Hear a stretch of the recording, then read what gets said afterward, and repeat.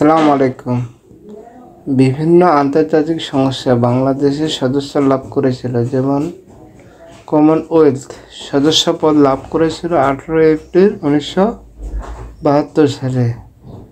IMF সদস্যপদ লাভ করেছিল 17 August 1972 সালে।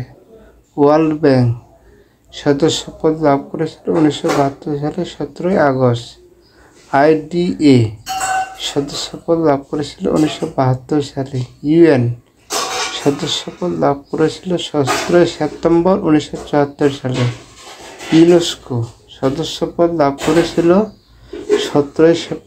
27 অক্টোবর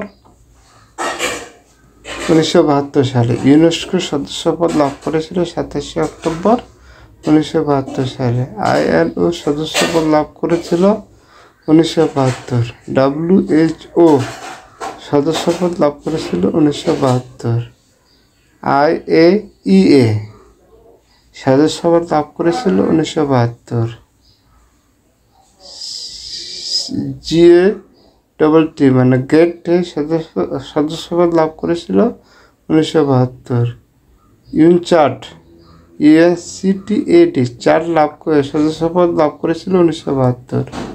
কলম্বো প্ল্যান সদস্যপদ লাভ করেছিল 1972। নেম সদস্যপদ লাভ করেছিল 1973। ধন্যবাদ আপনাদের।